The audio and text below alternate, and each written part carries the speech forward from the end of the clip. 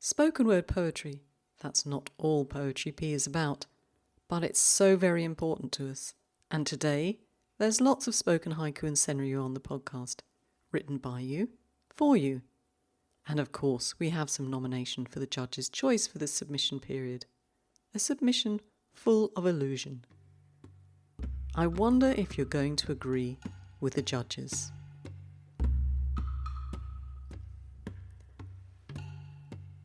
My name is Patricia, and this is the Poetry P podcast. Today I'm reading haiku and senryu you wrote in response to the Honkadori and Honzetsu challenge. For the uninitiated, there are a couple of podcasts in our armoire which you can consult for a bit of info, and of course, a workshop on YouTube. If you're heading over there to watch and haven't subscribed, why not do it while you're there? Anyway, succinctly put, Honkadori and Honzetsu are allusions to other pieces of work, whether other poems or prose. And you were asked to write your haiku and senryu based on a few foundation pieces. Some of you went off-piste. More of that later. But if you didn't write any poems this time and want to know what the foundation pieces were, you'll find them in the show notes for the 43rd episode of the 6th series. Speaking of show notes, the poetry you hear today, plus bonus poetry, will be in the first journal of the year, which is out imminently. ISA and Busan members will receive the PDF automatically. Poets on the newsletter will be told of its publication, and of course I'll mention it on a podcast. But the best way to make sure you get it are to become ISA and Busan members.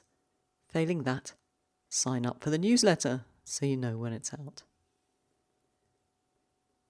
And I have a request for you. If you enjoy what you hear today, do please go to wherever you're listening or to an episode of the podcast on YouTube, on our YouTube channel, and leave us a review or a comment. And smother social media with the news that the podcast is out. And if I read your work, maybe share that too. You can tag me on X or Instagram, where Poetry P is fairly active. And a mention on your Facebook post might be good too. Now, speaking of Facebook, I'm going to create a page for Poetry P, but I can only do this if I have some volunteers to be admins. Honestly, I'm pretty much at the end of my capacity at the moment. I would appreciate some help. As you know, I'm looking for an intern, still looking for an intern, but it's proving difficult. I shall persevere. But if you can help me, even if you can only offer little bits of help from time to time, do please let me know. Now I have 5 judges for you today. I know, my begging really paid off. The first of the judges is Lev Hart, who I'm pleased to say will be joining the editing team later in the year, when the wonderful Lorraine Padden departs. Now he couldn't make it for the recording, so I'm going to read his analysis to you, and of course his choice. Here is Lev Hart's nomination for the judge's choice. Withering wind. He blames his cabbagey farts on the ghost. Withering wind. He blames his cabbagey farts on the ghost. And that is by Tracy Davidson. And he says, the coup I've chosen links elegantly to its source of inspiration. Patricia Neubauer uses the words seance, smells and cabbage. Our poet's choice of words, ghost, farts and cabbagey, chimes with Neubauer's, like a series of rhyming couplets. The allusion is not obscure, and it's far from plagiarism. Our coup finds the middle path between these extremes. Its method of suggesting allusions through a series of couplets is well thought out. Ideas about form and technique permeate the coup. The opening line, withering wind, is a winter kigo. Accordingly, the word alludes to traditional Japanese ideas associated with winter. Among its myriad of allusions, winter is the season of death. In the original Withering Wind, is kogarashi, literally meaning tree witherer. These illusions link to cabbage farts. We are talking about flatulence that can wither the landscape and evoke thoughts of death. The comparison of these two ill winds is joined by a second juxtaposition based on contrast. The verse starts as haiku, then pivots to senryu. He blames his cabbagey farts on the ghost. This juxtaposition takes the form of a comic twist. The difference between flatulence in haiku and senryu is, of course, not hard to smell out. Haiku humour is distinguished by kurumi, or lightness. The fragrance at the seance table is anything but light. Our poet's satirical look at the medium is another link between the verse and senryu. Commenting on humour in traditional senryu, Blythe observes, "There is a universal desire to explode the bubbles, to break through the camouflage, to tear off the masks by which human beings hide their true selves." Similarly, when the medium blames his cabbagey farts on the ghost, we see him for the charlatan he is. Satire was peripheral in haiku tradition. In pre-modern senryu, however, satire was central. Combining haiku and senryu, our poet has written a senriku. I see senriku appearing regularly in journals. Their emergence is groundbreaking, and our poet a pioneer. Thank you, Lev. I wonder if you'll agree with him. Let us know. Lev is a regular submitter to the journal, and of course this time was no different, and I have something of his to read to you. Across the paddies, crows' silhouettes, and the autumn evening. Across the paddies, crows' silhouettes, and the autumn evening. Lev Hart. If you've listened to the podcasts I recorded with George Swede, which I have to say have been widely praised, thank you very much, link in the show notes, then you'll know that this year I'm exploring the essence of haiku and senryu, how they differ, and how they differ from short poems or micropoems. So you might notice that today and into the future I've used haiku and senryu distinctly. I've arranged a group of haiku and then a group of senryu. Some of them were a close call. Do you know what? George was perhaps right in his thoughts on the haiku trinity. Maybe there are 3. Anyway, I'm hoping that doing this will be a useful exercise, not just for me, but for all of us. And if you disagree with any of my choices, I know you'll let me know. I'm going to start with the poems in the haiku section. I'm happy if you write and tell me I've got it wrong, or even better, that I've got it right. We're happy to consider all opinions and styles here at P Towers. Although, if we think the work isn't haiku or senryu, that it's short poetry, it's unlikely to be accepted. As I said earlier, some calls are going to be close. If you agree or disagree, tell me and we'll learn together. So let's start with the haiku. Freshly baked cake, winding between the trees his hungry snarl. Freshly baked cake, winding between the trees his hungry snarl. Joshua Gage. Paddy stalks, the evening crows chatter. Paddy stalks, the evening crows chatter. Catherine E. Winnick. Long night moon, you still ask me to dance in my dreams. Long night moon, you still ask me to dance in my dreams. Adele Evershed. Storm moon shadows, a path through the field now bare. Storm moon shadows, a path through the field now bare. Sangeeta Kalarikal. The Uber driver takes a wrong turn to Grandma's house. Wolf moon. The Uber driver takes a wrong turn to Grandma's house. Wolf moon. Debbie Olson. Saxophone solo. The busker's guide dog catches a snowflake. Saxophone solo. The busker's guide dog catches a snowflake. Kimberly Kuchar.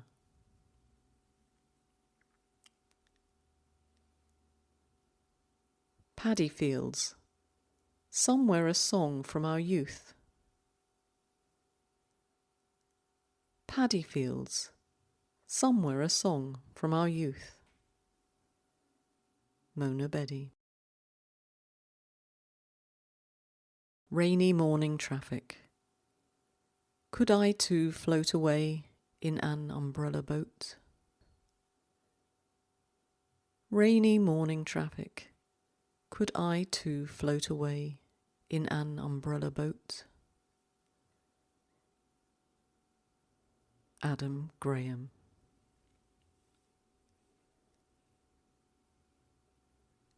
Now, I've mentioned it before, but you may have noticed I've started a membership scheme at Buy Me a Coffee this year. Offering all the resources we have here at Poetry can be a bit on the costly side. And if the podcast is to continue and survive, then I have to generate a bit of income. I can't tell you how much I hate saying that, but that's the reality of the situation. So I'm exceedingly grateful to anyone who's taken up a membership. But don't forget, you can also donate a coffee to the podcast. Honestly, I rarely drink coffee. I can only drink decaf, and that doesn't seem to be worth drinking. But all the coffee money goes towards the cost of the podcast. The equipment I need, the digital resources I require, like Zoom and paying for the website. And of course, reading resources I have to purchase. Although I do my best to use the wonderful library down in the middle of Zurich as much as possible. So a big, big thank you to everyone who's donated coffee or 3 to us in January. Kimberly Kuchar, Jenny Shepherd, Susan Andrews, Yvonne Wern, M. Chrysatalis, Nancy Brady, Alison Douglas Turner, and Linda Ludwig. And a massive shout out to everyone who supported us with a membership. Our Shiki members, George Swede, Linda Ludwig, Chad Boykin. Our ISA members, Tony Williams, Melissa Dennison, Marjorie Pizzoli, Laurie Kiefer, Iavonka Ettinger, and Steve Barr. And our colourful bousons, Kimberly Kuchar, Debbie Olson, Jenny Shepherd, Susan Spooner, Jill Mura, Mike Flanagan, Pedestal and Pen. Don't know who you are, but I'm very grateful, thank you. Susan Andrews. Thanks all very, very much. Members receive little love emails with content from me during the month. And my lovely members, if you don't receive them, email me, because obviously something will get lost in the ether from time to time. Okay, my lovelies, more poetry, please. Continuing with the haiku. Wolf moon, Grandma recollects her wild days. Wolf moon, Grandma recollects her wild days. Laurie Kiefer. First snow, I give the blind musician my scarf. First snow, I give the blind musician my scarf. M.R. Defibo. Oh, Matt, I do hope I've said that right. Apologies if not. Politicians in sheep's clothing. Wolf moon. Politicians in sheep's clothing. Wolf moon. Jan stretch. Meeting through fog the softness of your lips. Meeting through fog the softness of your lips. Rita Melisano. 20 years hence, and still blooming, these forget-me-nots. 20 years hence, and still blooming, these forget-me-nots. Kim Clue.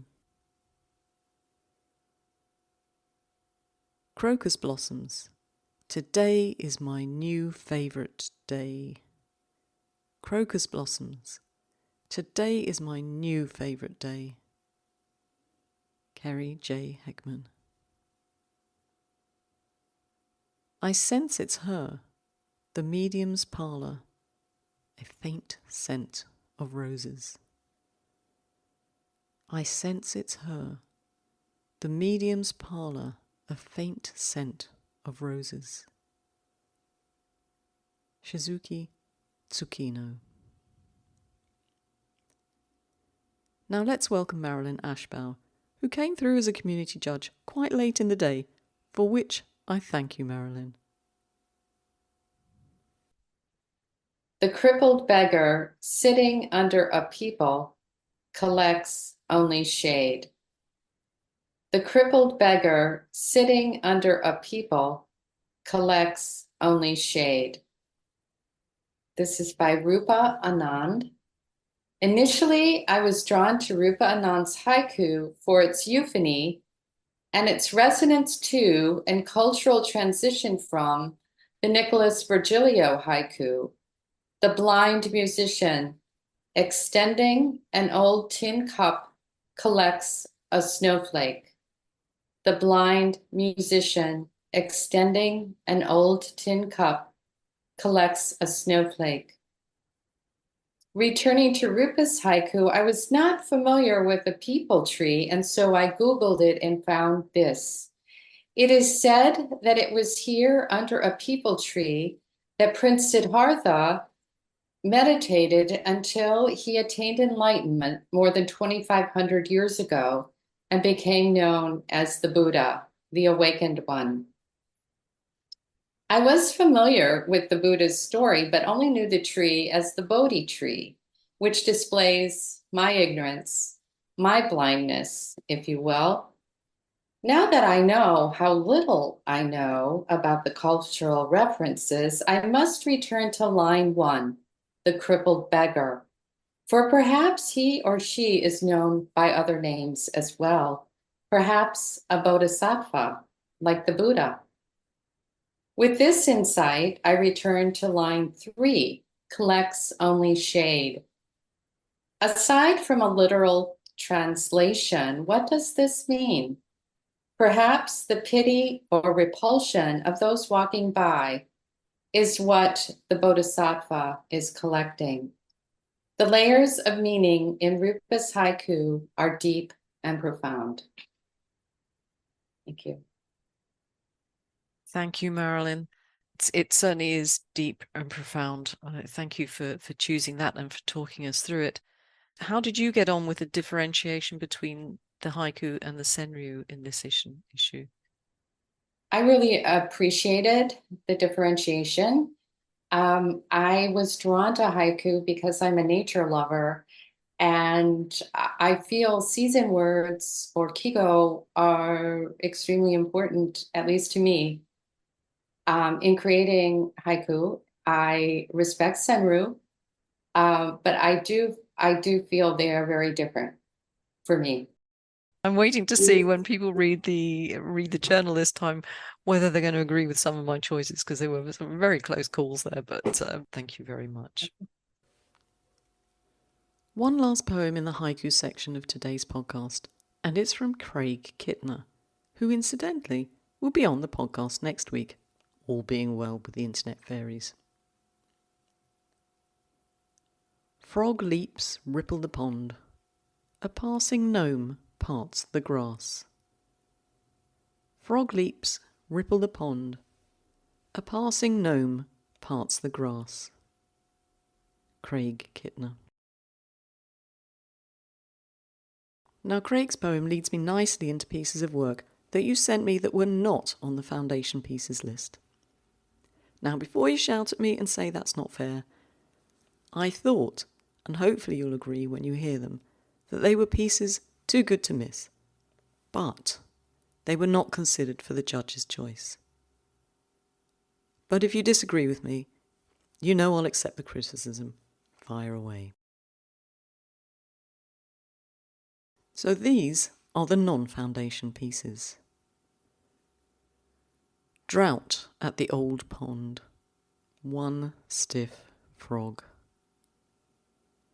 Drought at the old pond. One stiff frog. Linda Ludwig. Iowa hayride. Captain Kirk's grandparents fall in love. Iowa hayride. Captain Kirk's grandparents fall in love. Dennis Moulsby.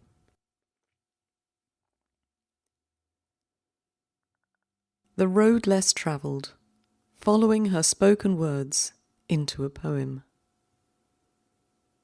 The road less travelled, following her spoken words into a poem. John Hawkhead. O Saturn, if we should grab you by your ring, what a toy you'd be. O Saturn, if we should grab you by your ring, what a toy you'd be. Chris Ralph. And that was inspired by Yamazaki Sokan. And I thought I'd read you the translation of the poem that inspired Chris. O moon, if we would put a handle on you, what a fan you'd be. O moon, if we would put a handle on you, what a fan you'd be. Jumping frog, big splash, small pond. Jumping frog, big splash, small pond. Burke Anderson. The laughter of children playing hopscotch in the street. A dog barks. The laughter of children playing hopscotch in the street. A dog barks. Paul Callis. And Paul's poem was inspired by Shiki, and you may be familiar with it. The desolation of winter. Passing through a small hamlet, a dog barks. The desolation of winter. Passing through a small hamlet, a dog barks. Do you like what Paul's done with it? He's turned it on its head, really, hasn't he? Solitaire's the only game in town. New Year's Eve. Solitaire's the only game in town. New Year's Eve. Mimi Ahern.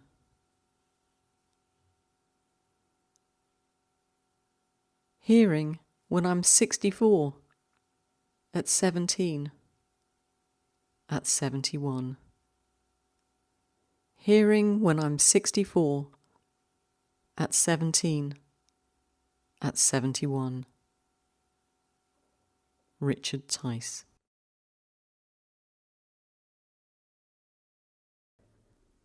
The next of our judges is Sandra Simmons. Shall we find out which of the poems she nominated? Welcome, Sandra. I found many good poems in the lot, and the use of allusion made the haiku sing out with a kind of woven harmony. My top choice is as follows. Sunrise, the last heffalump on the plains. Sunrise, the last heffalump on the plains, by Melissa Dennison. This particular haiku resonates in my mind with that feeling of childhood wonder as it exists along current real-life issues. The haiku begins with a mention of the daily cycle of dawn after a night's dark break, sunrise. The cut offered by the dash after the only word of the first line suggests a change in tone as well as in time. Rather than continuing in a timeless, ritualistic welcoming of the new day, the writer places us at a specific moment, the last heffalump. Now, this time may be simply an indication of the moment in the day when a trailing heffalump is sighted by an observer. However, to know that the one heffalump is indeed the last one would mean the observer has seen others. To me, the heffalump, a fantastical creature resembling an elephant in the dreamlike world of Winnie the Pooh, represents the fragile state of life on Earth at this time during a conjuncture of environmental crises. On this layer of interpretation, one could sense that the lone straggler is in fact the last of its kind, on its way to extinction, or perhaps already there.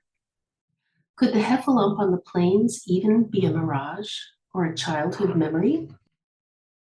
Childhood itself is a season marking a moment in the cycle of life, and the change from childhood, a kind of innocent openness to the imagination, to adulthood, where responsibilities nudge out many dreams, may represent a movement. A juxtaposition emerges about one kind of thinking tied to dreams, as in the night, and another kind of thinking tied to reality, as in the day. The last heffalump lingers on in the mind, but only for a brief moment, a coup, during which the sunrise sheds light on this liminal place between times where nonsensical longing exists. I long for those days of quiet imaginings, and perhaps all adults still have that childlike part of themselves that wants to find a way back. The songwriter Kenny Loggins mentioned in his song, The House at Pooh Corner, how he needed to get back to the house at Pooh Corner by one, to do lots of important things belonging to that wondrous world of imagination. Christopher Robin had to grow up, alas, as do we all. The piercing fact of the end of night seems painfully real. Then, in a wondrous twist of elusive generosity, the haiku brings its reader back to the feeling of childhood, its innocence, and the conviction that what can be imagined actually exists. Visually, it would seem that the heffalump appears on the plains easily, silhouetted by the rising sun, just like an elephant, an image that has almost become a trope by its familiar status.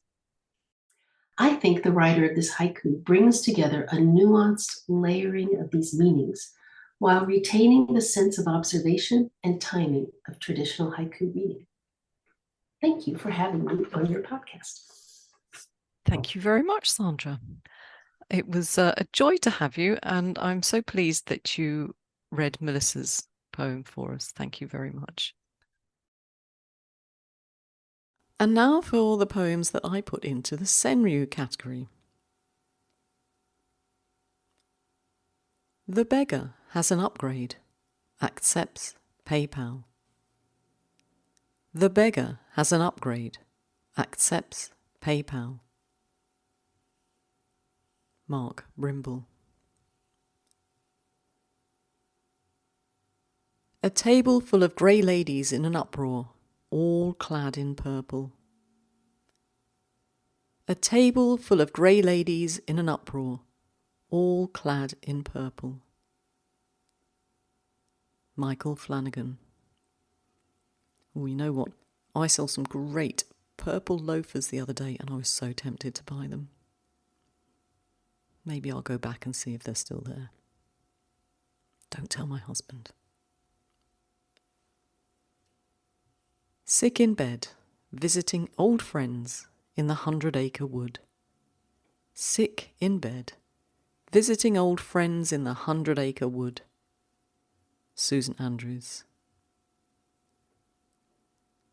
The wolf's head in between her dog's teeth. Jigsaw puzzle. The wolf's head in between her dog's teeth. Jigsaw puzzle. Lakshmi Iyer.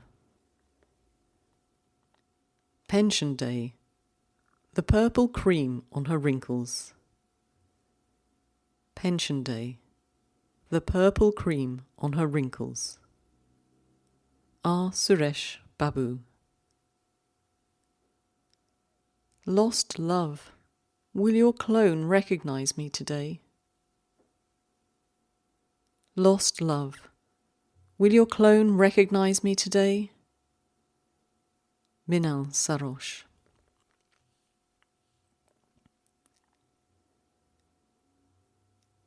In the hood, she makes friends with the wolf. Grandma loves him. In the hood, she makes friends with the wolf. Grandma loves him. Colette Kern. To grandmas in Red's basket, a can of mace. To grandmas in Red's basket, a can of mace. David Oates. The purple hat of an elderly priestess. Lunch at McDonald's. The purple hat of an elderly priestess. Lunch at McDonald's. Marcia Moldovan. Feedback from a ghosted contact. Cell phone seance. Feedback from a ghosted contact. Cell phone seance. Lindsay Sears. Red on purple, her unsuitable hat. My varicose veins. Red on purple, her unsuitable hat. My varicose veins. Amita Paul. Evening seance, discussing how to cook sauerkraut.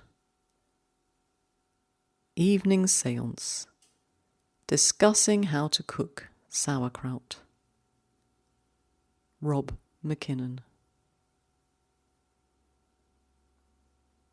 Oh, and it's time for another nomination, this time from one of our regular judges, Lynn Jambor.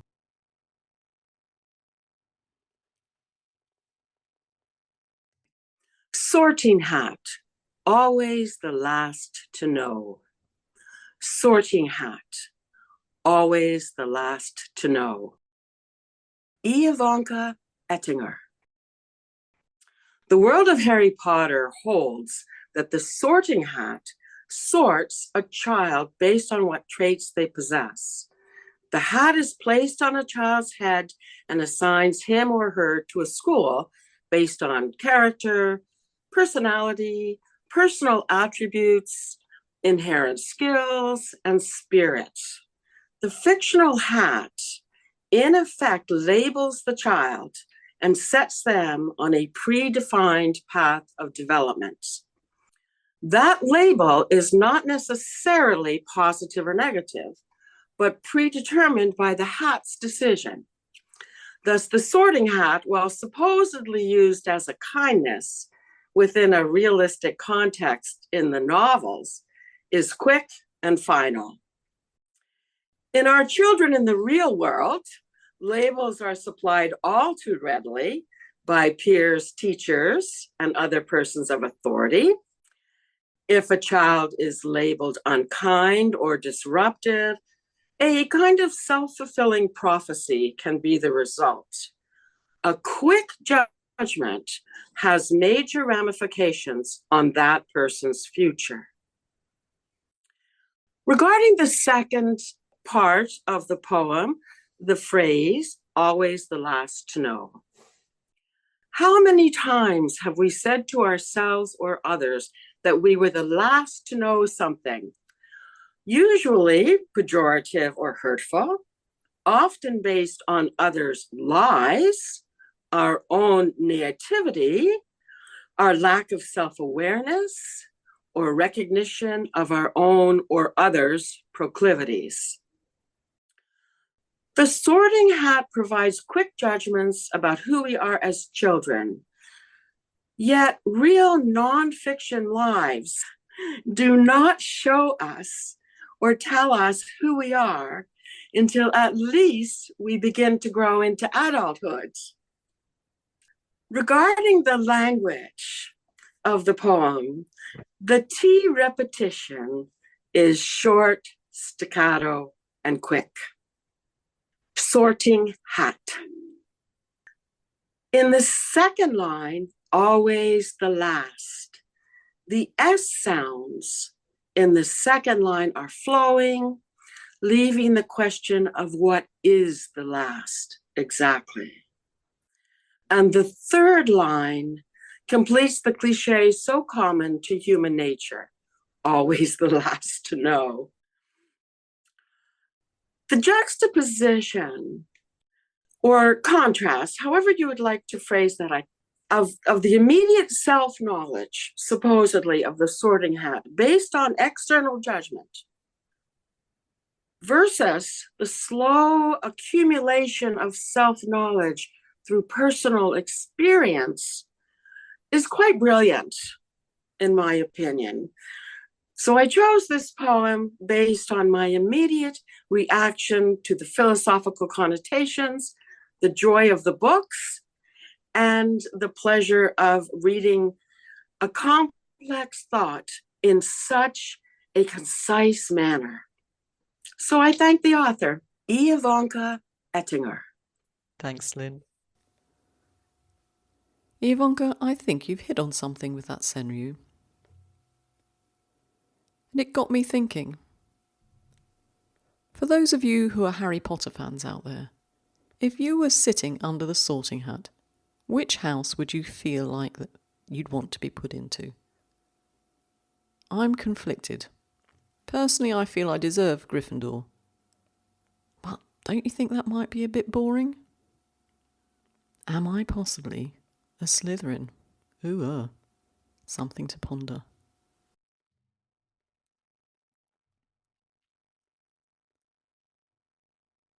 Let's continue with our senryu. If we meet 20 years hence, our half-lived lives. If we meet 20 years hence, our half-lived lives. Nina Singh. My first outing with a walking stick. The railings beckon. My first outing with a walking stick. The railings beckon. Jenny Shepherd. Evening rush. A blind man on the flute. Evening rush. A blind man on the flute. Govind Joshi. Wolf fangs. Spewing out scarlet ribbons. Menzies moon. Wolf fangs. Spewing out scarlet ribbons. Menzies moon. Dorothy Burrows. 5 o'clock high. My Nana's stash of brandy. 5 o'clock high. My Nana's stash of brandy. Cynthia Anderson.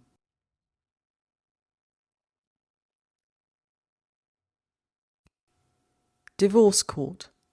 The judge frees me from my Bogart. Divorce court. The judge frees me from my Bogart. By Sali Chatterjee Dutt. If only a feast could simply appear on my kitchen table.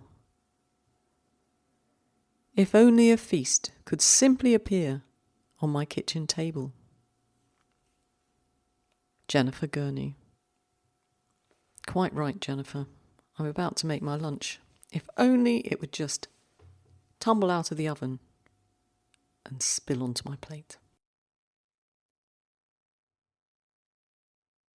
Evening Ouija. Dad still stinks at spelling. Evening Ouija.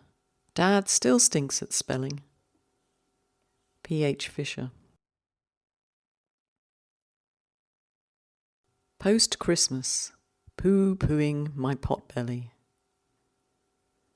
Post-Christmas. Pooh-poohing my potbelly. Julie Bloss Kelsey. Wearing more purple than Batman's Joker. Second midlife crisis. Wearing more purple than Batman's Joker. Second midlife crisis.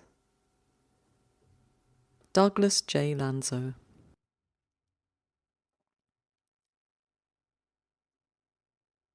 Daring to go where I've not gone before.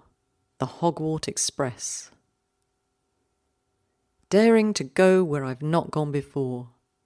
The Hogwarts Express. Bona M. Santos. Sword in the blockchain. The moon's shadow. Dark art. Sword in the blockchain. The moon's shadow. Dark art. Anna Yin.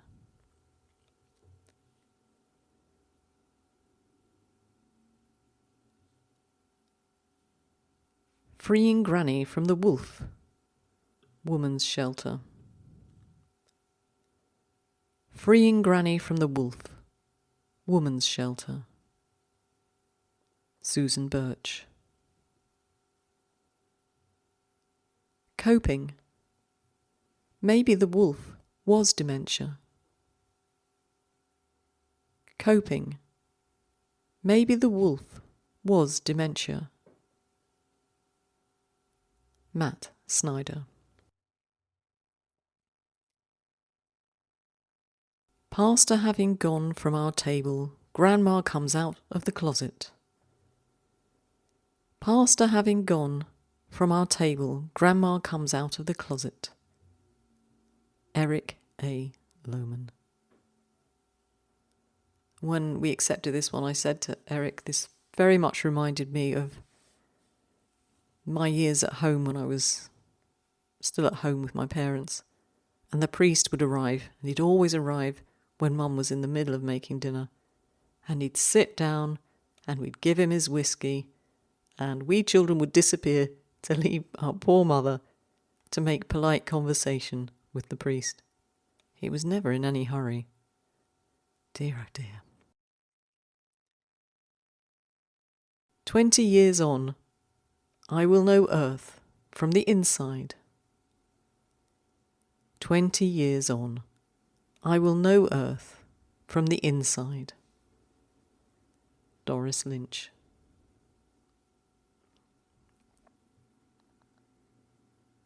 Purple phase. Growing into what they said I'd grow out of. Purple phase. Growing into what they said I'd grow out of. Herb Tate.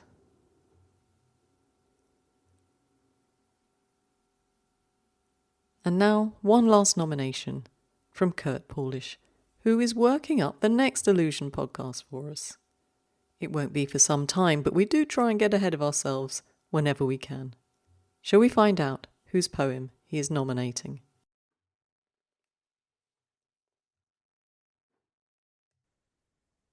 Performance review, Expecto Patronum by Ravi Kiran. Any poem that makes me laugh out loud is a winner in my book, and I laughed the moment I read Ravi's haiku performance review. We've been asked here to focus our remarks on our poet's use of allusion, so I cannot talk about how this haiku achieves its humor, its use of alliteration, consonants, and assonance, its one-line format, and how it reminds me of the alliterative verse of Old English poetry. But alas, and not so alas, let's talk about allusion. Here's my checklist for judging its use. Item number 1, the poet should allude to a work known by a sizable amount of readers. Check. Who doesn't know Harry Potter? Most of us had kids or were kids when the Potter series came out. Our 2 girls, my wife and I, all read the books as soon as they came out. Item number 2, the poet should capture the energy of the alluded to work. Said another way, the alluded to work should add dimension and context to a haiku. Check. In the Harry Potter series, we first learn of the Patronus charm in The Prisoner of Azkaban. A Patronus is a figure manifested from a wand when its wizard says, expecto Patronum. The figure, a stag in the case of Harry Potter, protects wizards by driving away Dementors. Dementors are nasty business. They're floating figures, vaguely human in form and shrouded in black. If given the chance, a Dementor will suck out the soul of its victim, leaving a living corpse. By quoting the Patronus charm, Ravi is implicitly saying that we need protection, both from the Dementors who give the performance reviews and perhaps from the Dementors who are behind the whole bureaucratic mentality that demands use of performance reviews. To this I say, wow. In just 4 words and 11 syllables, Ravi has constructed a powerful haiku through his use of humor, the one-line haiku sound, and his allusion to Harry Potter. Expecto Patronum. Thank you, Kurt. Very pleased you chose that one. I'm a big Harry Potter fan myself. So my question, I've got a question for you, Kurt. What would your animal be if you had to do an expecto Patronus? Have you ever thought about it? A lion? Wow, you've I'm gone not big. bashful, sorry. I was thinking about this, and all the best I came up with was a buzzard, but I'm obviously going to have to think bigger. You do not remind me of a buzzard, if that's any comfort. No, it's just that they look. I see quite a lot of them when I'm out on my bike around here, and they're just so magnificent when they're flying around, and Thank you, Kurt. We'll look forward to seeing you back later in the year with more allusion. But for now, one last poem to finish the podcast with. Quite possibly neither a haiku nor a senryu, but one that resonated with me and I couldn't let it go. When I am an old woman, I'll have Judi Dench's hairstyle and Helen Mirren's noble poise. When I am an old woman, I'll have Judi Dench's hairstyle and Helen Mirren's noble poise. Christina Povero. Christina, I can but dream. Thank you. And don't forget, the journal will be out soon, so you can read all these poems and some bonus poems too. Thank you very much for joining me. Don't forget those little jobs I requested of you. Consider buying a membership if you haven't already, or donating a coffee. Give the podcast a review. And, if you have a minute, I'd really love some feedback from you. A quick reminder, we have submissions opening next month. If you're listening in real time, February 2024, you'll need to have a listen or a watch of Joshua Gage's latest workshop or podcast on Teria Vasa. Submissions open on the 1st of March, and the first of our Haibun reading periods this year opens next month too, 16th of March. You might like to start thinking about those. because I don't know about you, my haiban always need more editing than my haiku. And even they need quite a bit. So until next time, keep writing. Remember, if you're heading over to the show notes to look for the poems I've read today, you'll find them in Journal 124 out soon. But you might find some useful links in the show notes anyway. Go and have a look. Ciao!